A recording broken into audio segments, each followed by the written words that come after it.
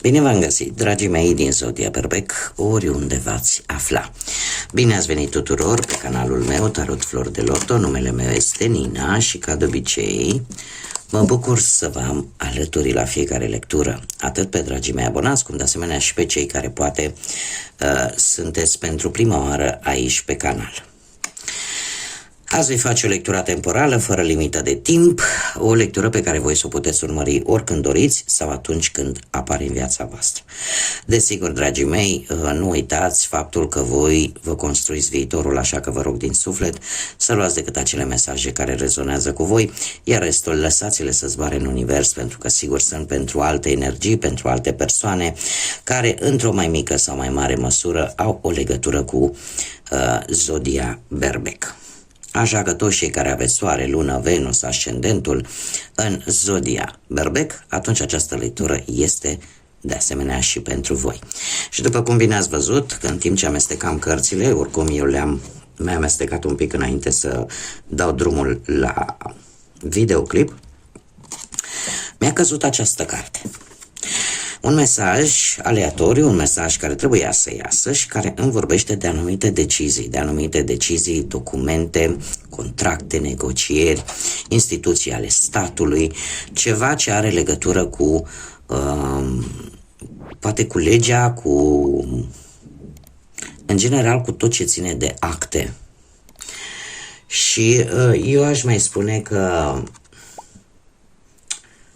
anumite lucruri, decizii legale, da? Care țin de justiție, care țin de dreptate. Eu nu știu dacă unii dintre voi treceți prin anumite procese, testamente, contracte. E posibil, ori ați descoperit, ori se va descoperi un adevăr care are ceva legătură cu aceste lucruri. Bun. Acum, haideți să vedem ce energii surprindem cu acest minunat oracol Keeper, pe care nu l-am mai folosit de multă vreme.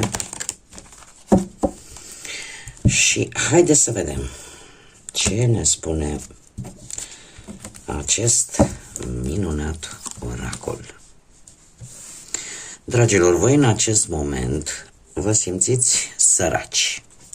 Acum poate să fie vorba de o lipsă de bani, poate să fie vorba de lipsă de sentimente, poate să fie vorba de o lipsă de job. Cert este că energia voastră este una de sau poate că în acest moment munciți foarte mult și nu sunteți recompensați pe măsura muncii voastre, sunteți într-o perioadă probabil în anumite dificultăți economice sau poate ați pierdut niște bănuți. Da? De asemenea, cartea ne mai vorbește de o joasă energie, atât din punct de vedere fizic cât și emoțional pentru unii dintre voi. E ca și cum mai spune, domne, sunt atât de ghinionistă. Este o carte foarte provocatoare, este o carte care arată vulnerabilitate și faptul că te simți fără apărare. Sau poate te simți că nu ești iubită. Acum trebuie să vă spun că toată această stare, tocmai de aceea este o carte provocatoare, pentru că toată această stare de fapt și de drept vine în urma învățării unei lecții importante prin care cred eu că mulți ați trecut și a faptului că nu trebuie să vă lăsați și că trebuie să mergeți înainte.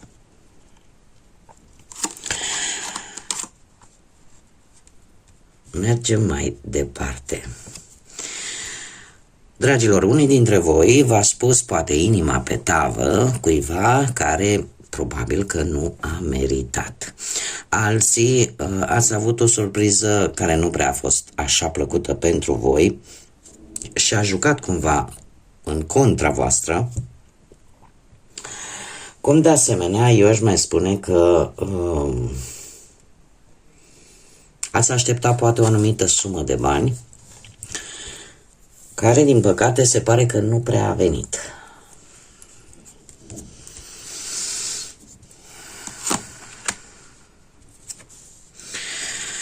Foarte interesant faptul că aici apăreți, dacă sunteți doamne, vă reprezintă, dacă sunteți domni, reprezintă o energie feminină, care va juca un rol important și pozitiv pentru voi.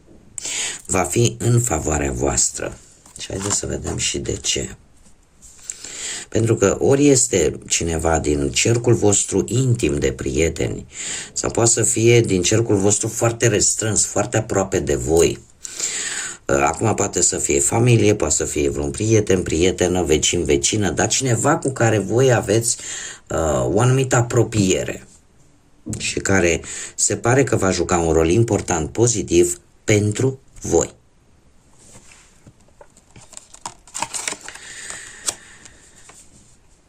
Dragilor, ce puteți voi controla? Gândurile le puteți controla. De ce? Pentru că ceea ce voi gândiți, energia pe care voi o aveți, funcționează ca un magnet și apare această lege a atracției, în care, în funcție de ce gândiți, aia atrageți.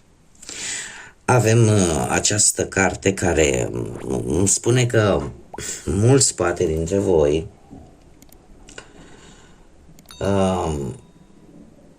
sunteți într-o perioadă și asta o puteți controla. Poate ați ales să faceți o pauză.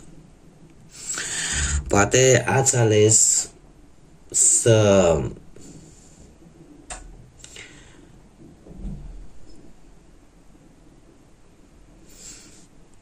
oarecum să vă ascundeți sub o anumită tăcere.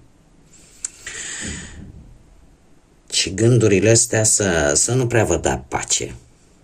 Unii chiar, dacă vorbim de dragoste, unii încă aveți tot felul de gânduri în căpușorul vostru vis-a-vis de cineva drag sau de o persoană care are legătură cu viața voastră sentimentală și lucrul ăsta nu vă dă pace. Dar este ceva, culmea, pe care voi îl puteți controla. Voi puteți să renunțați la toate aceste gânduri negre sau nu. Puterea stă la voi. În schimb, ce nu puteți controla, dragii mei, dragi, nu puteți controla roata destinului. Roata destinului nu o puteți controla și surprizele care vor apărea în viața voastră. Eu aș spune că veți avea parte de noroc. Veți avea parte de fericire. Această carte cred eu că este cea mai bună carte din întreg oracolul Keeper și ne vorbește de un mare noroc. Un mare noroc care poate să vină atât pe plan financiar, cât pe plan sentimental sau pe plan profesional. Eu aș zice că dacă vorbim, nu știu, de dragoste, ar trebui să știți că ceea ce veți începe acum va dura. Va dura pe o lungă perioadă de timp în ceea ce privește viața sentimentală. Dacă vorbim de muncă, vor apărea niște șanse, niște oportunități de job care o să vă lase cu gura căscată. Dacă sunteți, nu știu, aveți un mic negoț, lucrați pe cont propriu, ceva se întâmplă și lucrurile vor crește. Da? Intrările de bănuți poate vor crește. Chiar și dacă vorbim de bănuți, se pare că ori pur și simplu nu o să mai ai această lipsă de bani pe o lungă perioadă de timp, sau unii dintre voi chiar pot avea șansa, acum nu vă așteptați, poate să fie și sume mai măricele, dar poate să fie și sume mai modeste. Mie nu-mi place să mă hazardez să vă spun acum, știi, te apuci și câștigi la loto și mamă, rupi. Bine ar fi să fie așa, dar nu pot să vă mint. Dar cert este că bănuți vor intra dacă vorbim de bani. Și în general pe toate aspectele vieții, ceea ce voi nu puteți controla, va controla destinul. Așa că lucruri bune vă așteaptă. Lucruri bune vă așteaptă, dragii mei. Haideți să vedem ce ne spune și tarotul.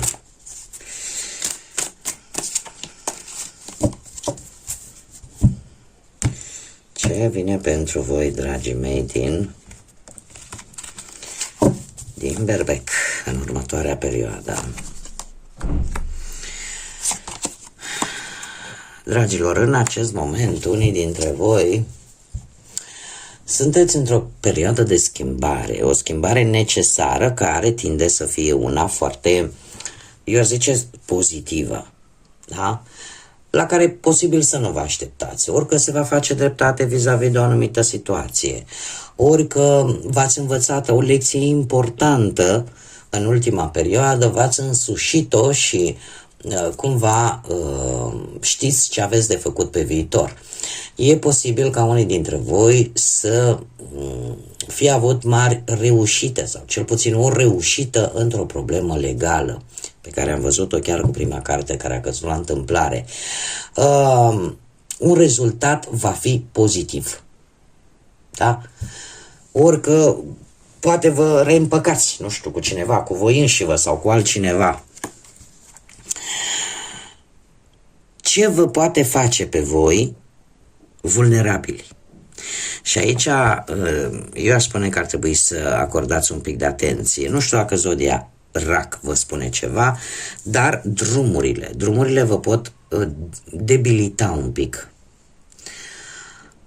Carul ne vorbește în general de călătorii, dar ce vă mai poate face pe voi vulnerabil, e posibil o mutare, o schimbare poate de locație, o schimbare de loc sau o schimbare chiar de mijloc de transport.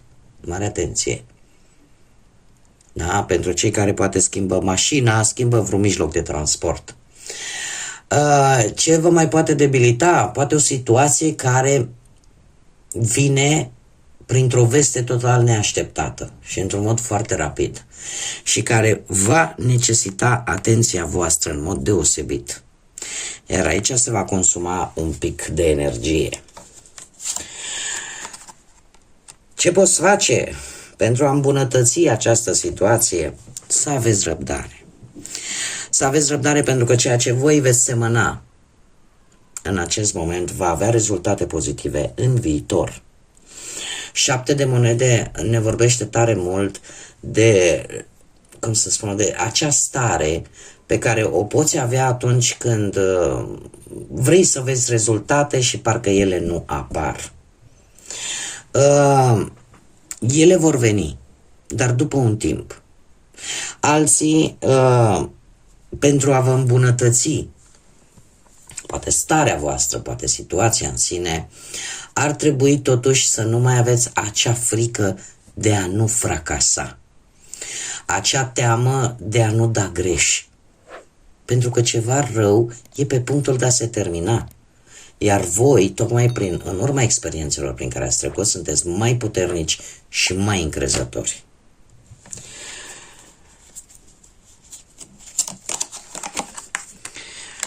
Care ar fi acțiunea în sine a voastră? Avem un 3 de monede. Acțiunea va fi una în care voi veți concretiza un proiect, o idee. Aveți acea abilitate care vă va ajuta tare mult în a vă îmbunătăți viața, indiferent de ce aspect al vieții vorbim. Sunt mari șanse să obțineți, nu știu, ajutorul altor persoane într-o situație care pentru voi este importantă. Așa că ceva devine real, ceva începe să prindă contur, dragii mei.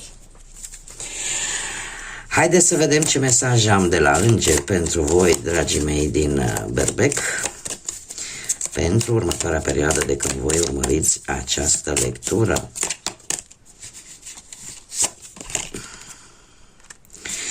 Și avem copilul, care ce spune? Copiii sunt foarte importanți pentru voi și ei vor răspunde la dragostea voastră. toți, inclus copilul interior, îmi cer scuze, pe care îl aveți înăuntrul vostru, au nevoie de dragoste, de blândețe, de atenție. Putem deschide inima și să-i dăm ajutorul necesar pentru a vă putea organiza mai bine și în felul ăsta a avea mai mult timp și mai multă energie pentru a vă dedica acelor copii care au nevoie.